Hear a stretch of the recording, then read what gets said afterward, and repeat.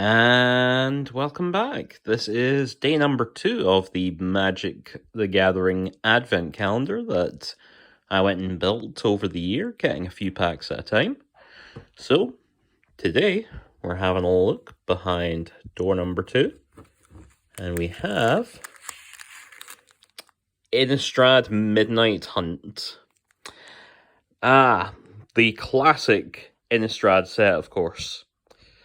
So little of the set was opened, just between different things. The limited format was not a particularly lauded affair. Oh man, I love Werewolves in Magic though. I've got a commander deck around them. I tried to build the Werewolf commander deck before they gave us a legendary who actually worked with them. The set has Meathook Massacre, which ended up getting banned, but is still a really awesome card for commander. And, well, let's get cracking. I'm just going to move this aside so that we can maybe do this without me tossing cardboard all over the desk like I did yesterday. So let's have a look. I'm also going to try and not jostle the camera around like I did yesterday. So the most masterful of one-handed pack openings. And let's take these one at a time. Okay. Oh, it's a set booster. This is, I forgot, that is something that can happen in this.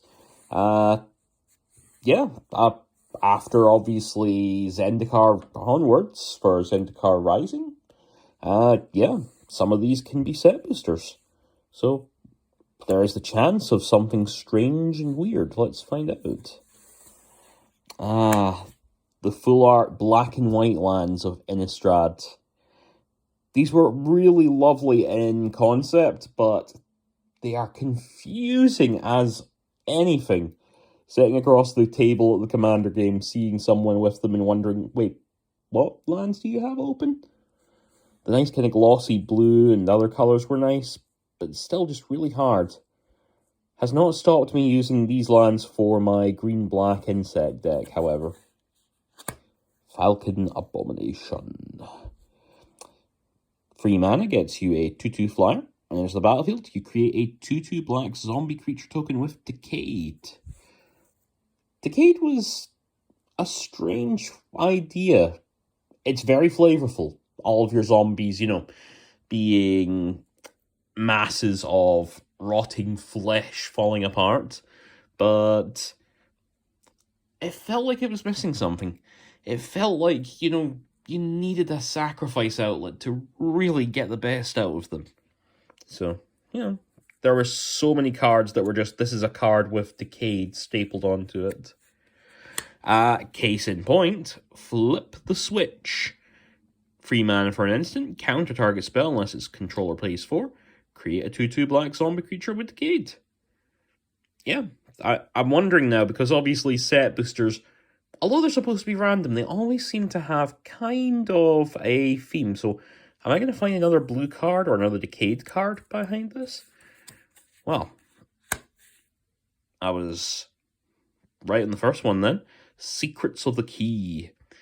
Blue for an instant, investigate. If it was cast from the graveyard, investigate twice instead. Flashback for 3 in the blue. Sometimes you just want to draw cards, and sometimes you just want to pay 2 mana for each time you want to pay that to draw those cards. Now, do we have... Hey, Consider is, Consider is, considered one of the best commons of this set. How many decks run this now at the moment? And I think has also just received the errata on Gatherer that is just straight up Surveil. Yeah, that's pretty decent. I'm going to pop this over here. Hey, we're finally past all of the blue. Celestus Sanctifier. If it's neither day nor night, it becomes day as the Sanctifier enters the battlefield. Whenever day becomes night or night becomes day, look at the top 2 cards of your library. Put one of them into your graveyard. 2 and a white for a human cleric, 3/2, not bad stats, it's alright. Day and Night was, once again, just a really confusing mechanic that plays well in Arena and Magic Online where it's automated, but definitely in paper, especially in Commander, is just a bit of a nightmare to keep track of. Let's see what we got. Voldaren Ambusher. Yeah, that would be a bit more of a blue card. 2 and a red for a 2/2 Vampire Archer. Enters the battlefield. If an opponent lost life this turn, deals X damage up to 1 target creature or planeswalker. X is the number of vampires you control. It felt weird having a set that's all about the werewolves have better vampires, and then having the vampire set having the better werewolves. So, you know, I don't know. He's alright. I can't think of anything else.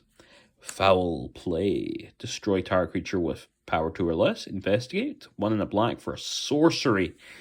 Ooh, that type line feels bad. Again, stapling add-on to mana to draw a card is never too bad. But it just kind of feels that way. A lot of these mechanics are just kind of add-ons to what you have. We have our double-faced card, which is Hound Tamer. I've said I love my werewolves, and this is the first werewolf that we have, you know. You can only really get 1 or 2 of them in a pack. Look at that guy. Look at how happy he is with the wolves. You had this Harvest-Tide art. One of the things that I was sad about was losing some of the flavor text, because the werewolves all have some very fun flavor text on their cards. I can't remember the one for Hound Tamers, but let's have a look at this guy. 3 mana, 2 and a green for a human werewolf, 3/3, trample, 3 and a green, put a +1 counter on target creature. So this guy was just, you know, a pretty decent mana sink all alone by himself. And the ability to just do that instant speed whenever you need to make some of your creatures bigger. Let's have a look. I'm not going to look at the rare or what's behind him. Untamed Pup. Trample. Other werewolves and wolves you control have trample, and still has the ability of the front on the back. Running wild with a pack. Yeah. This guy is part of my Werewolf Commander deck, because, you know, you can never have too many ways to make your team have trample and other things. And also, nice little details and synergy, like you can see here in the art on the human side, that claw mark on the hand. And right over there, I can see that we have one more werewolf over here. Fangblade Brigand. 4 mana for a 3/4 who has 1 in the red to give it +1 and first strike until end of turn. I mean, this wasn't terrible, wasn't the most powerful, but I do remember that the other side, and I think I can guess the rare already, I've went and sneaked a peek there sadly. Fangblade Eviscerator. 4/5, so you can have the ability on the front, or pay 4 in a red, creatures you control get +2 until end of turn. I swear I thought this card said it gave them first strike as well. Oh well. Still, you know, sometimes you just want to make those werewolves big and swole. And our rare, which I did manage to sneak the peek at, another night and day card, Vadrik, Astral Archmage. If it's neither day nor night, it becomes day as Vadrik, Astral Archmage enters the battlefield. Instants and sorcery spells you cast cost X less to cast, where X is Vadrik's power. Whenever day becomes night or night becomes day, put a +1 counter on Vadrik. Vadrik, I don't really think I've seen much play from there. I know a couple of people who used to play this in Brawl and Arena, actually, quite frequently. So, yeah, just you want a spell sling, he's going to get there. He also had a part in one of the Innistrad stories as well. So, it was fun to see him. I don't know if we ever actually met his husband, who was mentioned but not seen from there. Nice to have some representation. Behind this door, we have Summoner Spirit. 4 and a blue for a free flash flying spirit. Spirits are always cool. I play spirits in Pioneer, so I can't complain. But just thinking about the fact that Brothers War has, you know, this with a Power Stone added on is something there. And our last card is the list, Gate to the Afterlife. Okay, whenever a non-token creature you control dies, you gain 1 life. Then you may draw a card. If you do, discard a card. 2 and tap, sacrifice it, search your graveyard, hand, or library for a card named God-Fearer's Gift and put it onto the battlefield.